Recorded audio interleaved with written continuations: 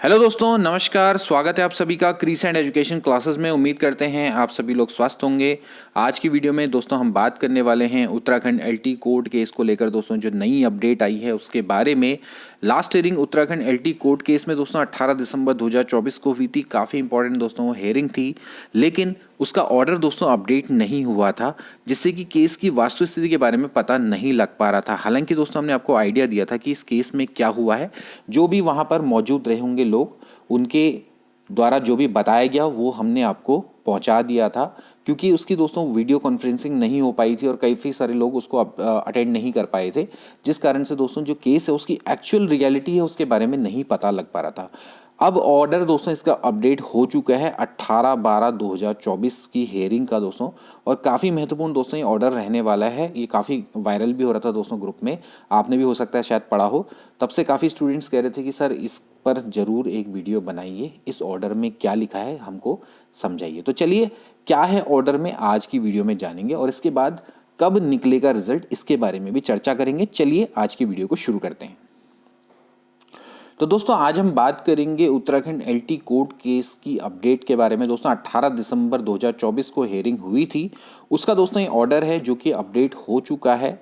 तो आप देख सकते हैं दोस्तों कि यहाँ पर जो WPSS यानी कि रिट पिटीशन है दोस्तों, जो कि आपकी सर्विस से रिलेटेड दोस्तों एसएस सर्विस मैटर है, देख लीजिए। तो 1177, 1571, इसके अलावा 1699, 1741, 3323 आप देख सकते हैं दोस्तों कि यहाँ पर ये सभी दोस्तों आपकी रिट पिटीशन है जो कि गेस्ट टीचर के द्वारा डाली गई, सभी कनेक्टेड हैं दोस्तों आपस में। तो जॉइंट हेयरिंग हो रही है, और जो जज हैं दोस्तों वो हैं राकेश थपलियाल जी। अभी सिंगल बेंच के समक्ष दोस्तों ये जो सुनवाई हुई है उसका बहुत महत्वपूर्ण दोस्तों ऑर्डर रहने वाला है। तो देखिए, पहला पॉइंट इसमें क्या है। मिस्टर CD बहुगुणा जो कि लर्न सीनियर काउंसिल हैं, असिस्टेड बाय मिस्टर BPS में learn council for the petitioner. Okay, तो यानी कि याचिकाकर्ताओं के दोस्तों ये वकील हैं, CD बहुगुणा जी भी इनके संग जुड़े हुए हैं। मिस्टर प्रदीप हररिया जो कि हमारे सरकारी वकील हैं। इसके अलावा प्रियंका अग्रवाल, देविका तिवारी, BD पांडे, VK रावत, ये सभी दोस्तों आपके UKSSC के वकील हैं। इसके अलावा कार्तिकेय हरिगुप्ता, आदित्य प्रताप सिंह, ललित शर्मा, ये सभी इंटरवेनर्स के वकील हैं। ओके, तो यहाँ पर देखिए सबसे पहले इशू क्या उठाया गया था।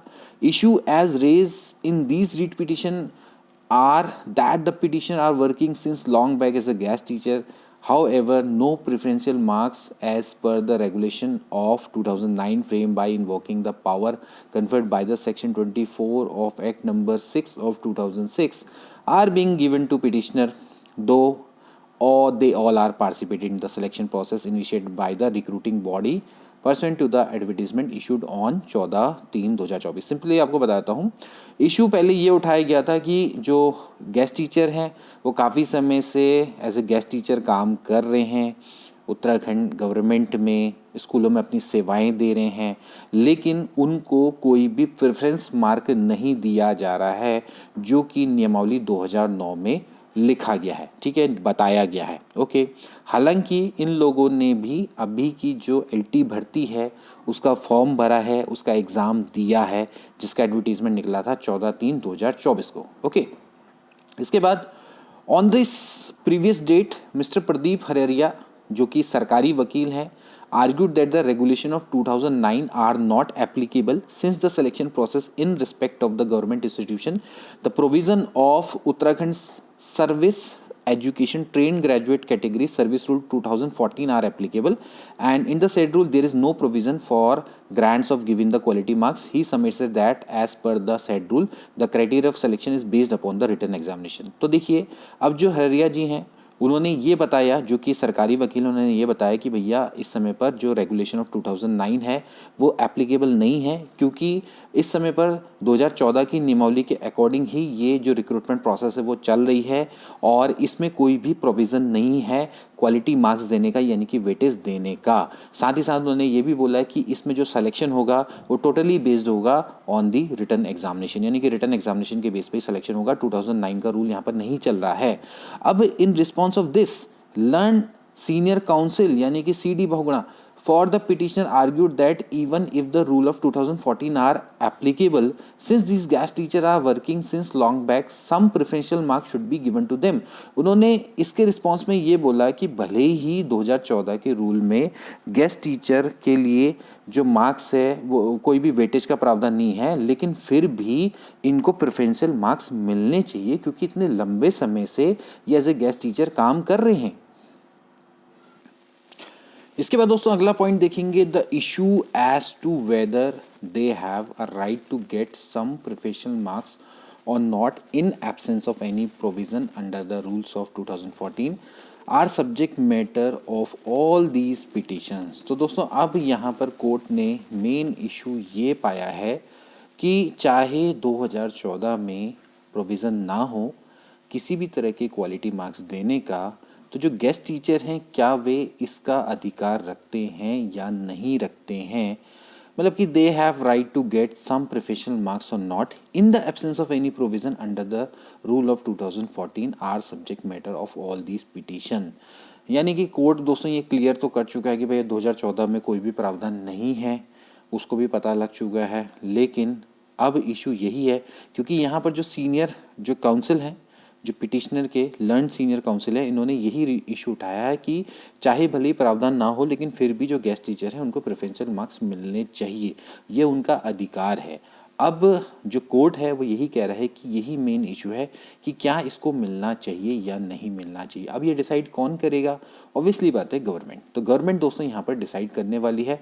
तो यहाँ पर देखिए इसके आगे क्या लिखा है, मिस्टर प्रदीप हरिया learning standing council for the state inform that the court that all these petitioner participated in the selection process and the selection process has already been concluded by the recruiting body, but the selection list has not been forwarded to the government due to the interim order passed by the court in 21/11/2024। तो यहाँ पर देखिए इनका अर्थ ये है, mister Pradeep Haryana ये कह रहे हैं कि दोस्तों जो लर्न स्टैंडिंग काउंसिल हैं उन्होंने ये सिंपली ये बोला कि जितने भी ये याचिका करते हैं इन्होंने ऑलरेडी सिलेक्शन प्रोसेस में पार्टिसिपेट कर लिया है और जो सिलेक्शन प्रोसेस है वो ऑलरेडी कंक्लूडेड हो चुकी है, यानी कि करवाई जा चुकी है, समाप्त करी जा चुकी है रिक्रूटिंग बॉडी के द्वारा यानी कि यूकेटीएससी के द्वारा। लेकिन जो सिलेक्शन लिस्ट है उसको आगे फॉरवर्ड नहीं किया गया गवर्नमेंट को due to this interim order, क्योंकि यहाँ से रिजल्ट पब्लिश करने पे रोक लगाई गई है, तो इसलिए उसको अभी तक सिलेक्शन लिस्ट को आगे नहीं भेजा गया है गवर्नमेंट को। अब देखिए यहाँ पर क्या कहते हैं, Learned Council for the recruiting body also informed to this court that they have not forward the selection list of the government। इसके अलावा जो यूकेटीएससी के वकील हैं उन्होंने भी यही बोला कि अभी तक हमने इस लिस्ट को गवर्नमेंट को नहीं भेजा है। अब देखिए यहाँ पर क्या कहता है court, since the selection list has not been forwarded to the government and it is prerogative of the government either to accept the selection list or reject the selection list. Therefore, since the selection process has already been concluded by the recruiting body is directed to forward the selected list of the to the government within 3 days to maintain the secrecy of the selection for which the secretary and chairman of the recruiting body shall be responsible। अब देखिए यहाँ पर देखिए court ने simply ये कह दिया कि जो अभी तक सिलेक्शन लिस्ट है वो क्योंकि गवर्नमेंट को नहीं भेजी गई है, अब ये गवर्नमेंट के हाथ में है कि वो इस लिस्ट को सेलेक्ट करे या फिर रिजेक्ट करे। ओके, क्योंकि अब जो सिलेक्शन प्रोसेस है वो ऑलरेडी यूकेटीएससी पूरा कर चुका है, तो अब यूकेटीएससी को निर्देशित किया जाता है कि वे इस लिस्ट को गवर्नमेंट को भेजें within 3 days by maintaining the secrecy of the selection. By maintain करते हुए यानी कि जो सिलेक्शन लिस्ट है उसकी गोपनीयता को रखते हुए, यानी कि गोपनीय तरीके से गवर्नमेंट को ये भेजेगी with in 3 days and the secretary and the chairman इसके लिए क्या रहेंगे, रिस्पॉन्सिबल रहेंगे। यानी कि जो सचिव हैं और जो अध्यक्ष हैं दोस्तों वो इसके लिए अध्यक्ष मतलब कि जिम्मेदार रहेंगे। बेसिकली कौन है, यूकेटीएससी के सचिव और अध्यक्ष, इसको इसकी जिम्मेदारी सौंपी गई है। इसके बाद द स्टेट में file an additional affidavit within a week, यानी कि जो स्टेट है वो एक एफिडेविट को फाइल कर सकता है within a week after examining the select list, यानी कि जो सेलेक्ट लिस्ट है उसको देखने के बाद as to whether the petitioner who have serving as a guest teacher are selected और नॉट, यानी कि जो गेस्ट टीचर हैं वो आपके इसमें सेलेक्ट हुए हैं या नहीं हुए हैं। तो जो स्टेट है वो आपका एक एडिशनल एफिडेविट को विद इन अ वीक यहाँ पर फाइल कर सकता है। ये चेक करने के बाद ये जो सेलेक्ट लिस्ट है as to whether the petitioner who are serving as guest teacher are selected और नॉट, यानी कि जो याचिका करता है वो इसमें सेलेक्ट हुए हैं या नहीं हुए हैं, इस तरह का दोस्तों एफिडेविट है उसको यहाँ पर ये फाइल करना होगा। इसके बाद interim order dated 21/11/2024 is modified accordingly, यानी कि जो 21/11/2024 है उसके जो ऑर्डर है उसको इस तरह से मॉडिफाइड कर लिया गया है। यानी कि अब जो ये रिज़ल्ट को पब्लिश करने पे दोस्तों जो रोक लगाई गई थी उसको एक तरीके से यहाँ पर हटाया गया है। ये यहाँ पर दोस्तों साफ साफ दिख रहा है क्योंकि इसको मॉडिफाइड किया गया। मॉडिफाइड इन द सेंस कि आप पब्लिश नहीं कर सकते हैं, लेकिन साथ ही साथ उन्होंने ये भी बोल दिया कि जो सिलेक्शन लिस्ट है आप उसको गवर्नमेंट को भेजिए और गवर्नमेंट है वो उसमें से चेक करेगी कि इसमें से किन गेस्ट टीचर का यहाँ पर सिलेक्शन हो रहा है, पिटिशनर में से किसका सिलेक्शन हो रहा है। उसके बाद फिर ये क्या करेगी, यहाँ पर अपनी तरफ से एक काउंटर एफिडेविट डालेगी जिसमें बताएगी कि एक्चुअली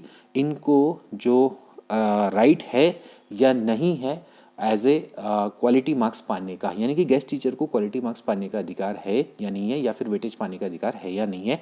इस तरह का दोस्तों काउंटर एफिडेविट की यहाँ पर इन्होंने बात करी है।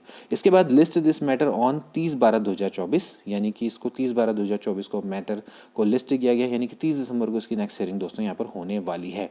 Till then the appropriate authority are restrain from issuing appointment letter, यानी कि दोस्तों यहाँ पर साथ साथ इन्होंने ये भी बोल दिया है कि आप अब अपॉइंटमेंट लेटर को इशू नहीं कर पाएंगे since order is detected in the open court the respondent आज directed to comply this order forward.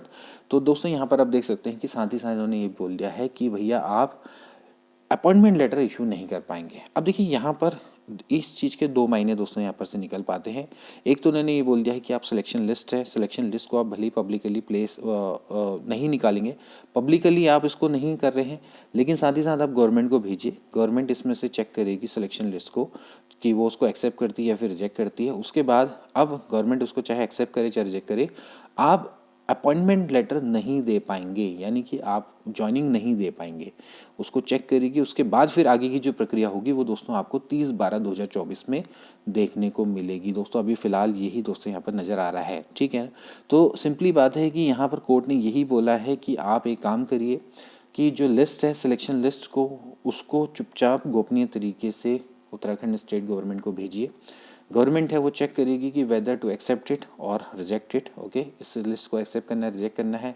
उसके बाद उसमें से कितने जो गेस्ट टीचर्स हैं उनका सिलेक्शन हो रहा है, खासकर जो पिटिशनर की यहाँ पर बात हो रही है। उसके बाद फिर मान लेते हैं ये सिलेक्शन लिस्ट है उसको आपने भेज दी है, लेकिन फ़िलहाल इसको अभी आप ज्वाइनिंग नहीं देंगे, ओके, साफ साफ सी इन्होंने बात की, आगे की प्रोसेस आप नहीं चलाएंगे क्योंकि अब जो इस केस है उसको 30/12/2024 को दोस्तों लिस्ट किया गया है।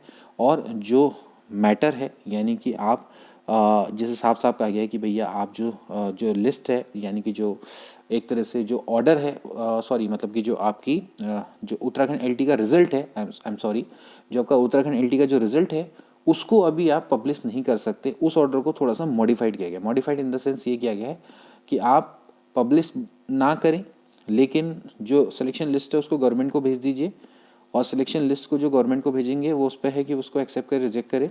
उसके बाद एक काउंटर एफिडेविट यहाँ पर फाइल करेगी। मे फाइल कर सकता है, कर सकती है, ये भी दोस्तों यहाँ पर एक बड़ा सोचनीय विषय है कि मे फाइल क्यों लिखा है, मतलब उसको करना चाहिए।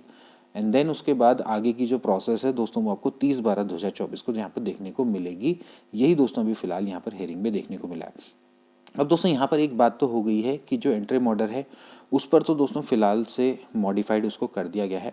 हालांकि अभी भी जो रिज़ल्ट है उसको पब्लिश करने में जो फ़िलहाल वो जो रोक है वो साफ साफ यहाँ पर दिखाई देती है। इसी कारण से UKSSC अभी तक जो रिज़ल्ट है उसको पब्लिश नहीं कर पा रहा है।